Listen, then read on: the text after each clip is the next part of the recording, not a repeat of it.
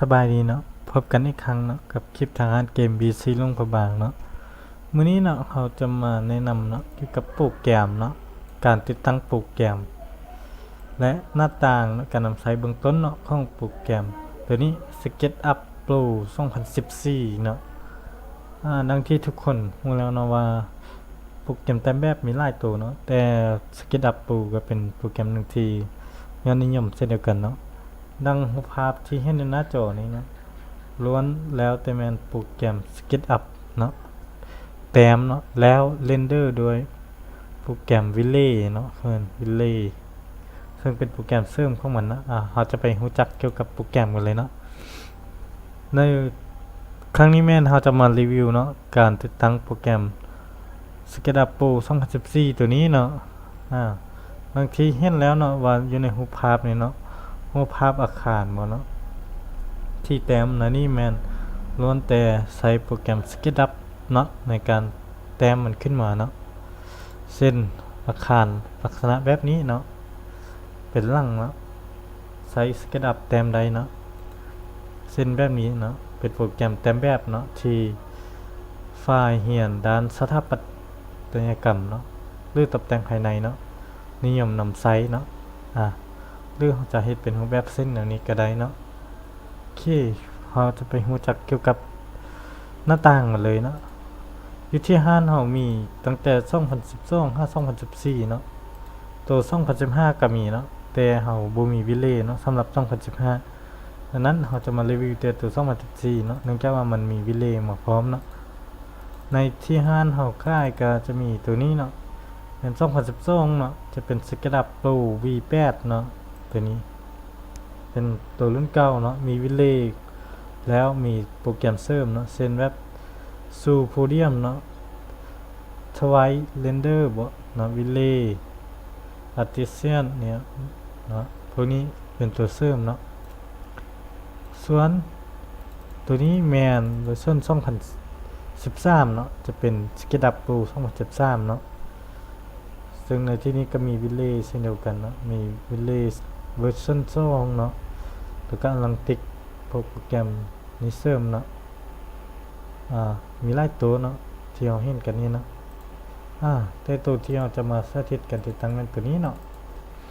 SketchUp Pro เนาะ2014 Village เนาะมี Village พร้อมแล้วตัวนี้มีแผ่นเดียวเนาะแผ่นหนึ่งราคา 15,000 เนาะทางห้างเนาะหลังจากที่เอาแผ่นเข้าไปในเครื่องแล้วเนาะให้คลิกเข้าไปที่ไดร์ของแผ่นเนาะ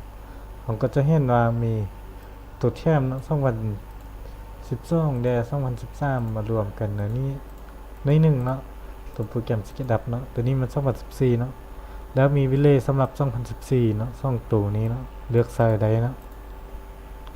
ในที่นี้เราจะมาติดตั้งตัววิเลย์นี้เนาะเข้าไปเนาะมันจะมีเซตอัพเนาะตัวนี้คลิก SketchUp Pro นี่เลยนะทำการกดยัดเนาะแกมเริ่มทำการติดตั้งแล้วเนาะ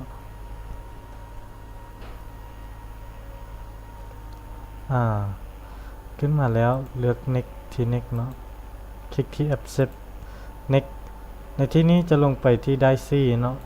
โปรแกรมไฟล์ x86 เนาะ SketchUp 2014ถ้าต้องการเปลี่ยนตำแหน่งเขาก็เปลี่ยนที่เชิญนี้ได้นะจะทำการติดตั้งเลยนะจากนั้นเรา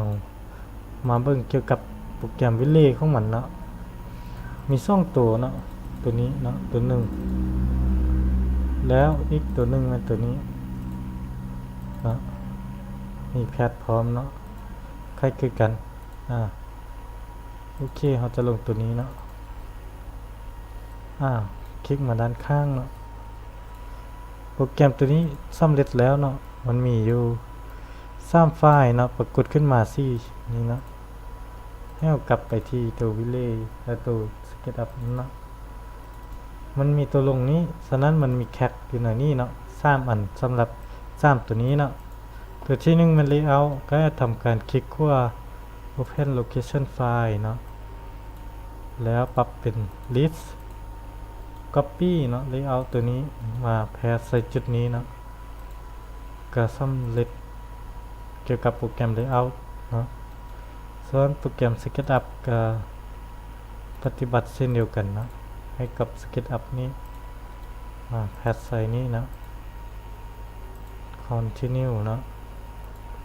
ส่วนสไตล์นี้เราทำการ Copy เนาะแล้วเปิดตัวนี้คลิกขวาแพทใส่เลยนะโอเคเป็นอันเสร็จสิ้นเนาะสำหรับสร้างโปรแกรมตัวนี้เนาะเราสามารถเปิดทดสอบตรงใดเนาะสามารถตั้งค่าเนาะตั้งค่าเทมเพลตเนาะถ้าเราต้องการเลือกเทมเพลตเป็น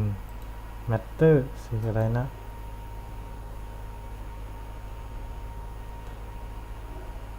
remind me later นะโอเคตัวนี้เนาะเป็นรูปแบบหน้าต่างคร่าวๆเบื้องต้นเนาะของโปรแกรมตัวนี้นะเราสามารถปรับได้เนาะปรับที่ทูลบาร์เนาะปรับออปชั่นนั้นมันได้เช่นเป็นไอคอนใหญ่บ่ไอคอนน้อยเนาะเราก็ปรับได้เนาะหรือต้องการเพิ่มเนาะคำสั่งเช่นว่า drawing บ่เนาะหรือ dynamic component ก็เพิ่มขึ้นมาเพิ่ม layer บ่เนาะหรือ set last tool ขึ้นมาก็ได้เนาะที่เราจะมาเบิ่งง่ายๆเลยว่ามันบ่มีโปรแกรม Relay เนาะอยู่ในหน้าต่างตัวนี้เนาะที่จะทำการเรนเดอร์โปรแกรมตัวนี้เวลาแต่งแบบแล้วเนาะจะปิดไปเนาะเราจะไปทำการลงโปรแกรม Relay มาที่ Relay ตัวนี้เนาะทำการ Set up เนาะ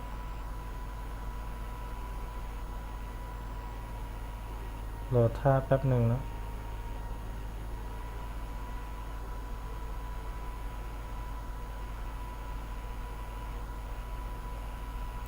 โปรแกรม Relay เปิดขึ้นมาแล้วเนาะ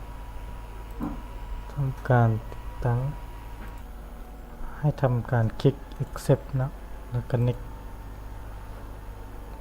ในที่นี้เราก็จะเลือกมันนี่เลยเนาะ next ในที่นี้ไม่ให้ไปเลือกไฟล์เนาะเดี๋ยวนี้มันเลือกที่ SketchUp 2014แล้วเนาะทำการ next เลยแล้วก็ติดตั้ง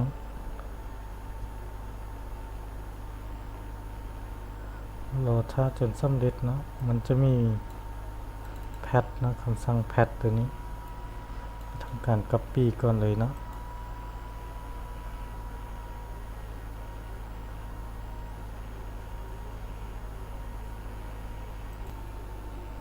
นี่เป็นรูปภาพเนาะโปรแกรม Relay สามารถเรนเดอร์ได้แบบนี้เนาะเราทับแป๊บนึงโอเค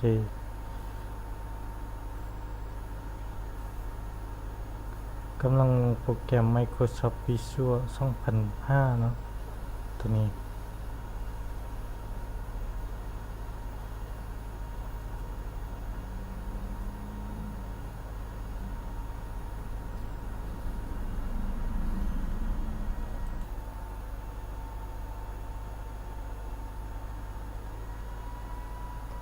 create and install โอเคเป็นการสำเร็จแล้วเนาะตอนลงขั้นตอนลงให้เราเข้าไปที่ Open Location File เนาะให้ทำการรันตัวนี้ลองเบิ่งเนาะโอเคให้ทำการ next ติดตั้ง finish โอเคปิดไปตัวนี้บ่ทันเข้าไปนะครับไปทำการเปิดโปรแกรมขึ้นมาแล้วคลิกที่ Start up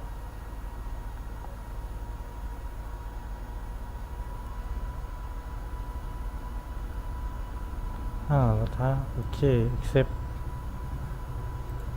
เอาโลกโปรแกรม Relay ก็ขึ้นมาแล้วเนาะในหน้าต่างนะสามารถมาใส่ติดท้ายนี้ได้เนาะเราจะทำการทดสอบเนาะในการเรนเดอร์เนาะ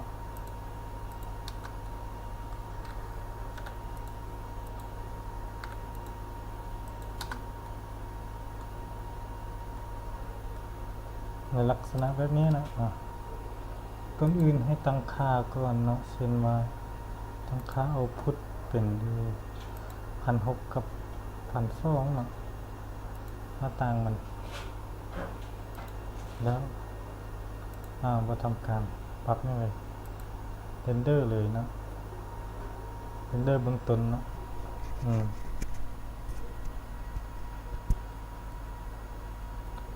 เท่านี้ก็จะเป็นการเสร็จสิ้นแล้วเนาะในการติดตั้งโปรแกรมซ่องตัวนี้เนาะโปรแกรม SketchUp หรือก็ Village เนาะตัวโปรแกรมเสริมในการเรนเดอร์เนาะโอเคผมก็ทำการเซฟได้เนาะบันทึกเซฟได้ใส่ชื่อได้นะทีนี้ก็สิ้นสุดเพียงเท่านี้นะขอบใจที่รับชมนะโอเคขอบใจที่รับชมไพ่มีเรื่องการสอบถามติดต่อมาได้เนาะที่หน้าเฟซหางเกม PC ของเราเนาะ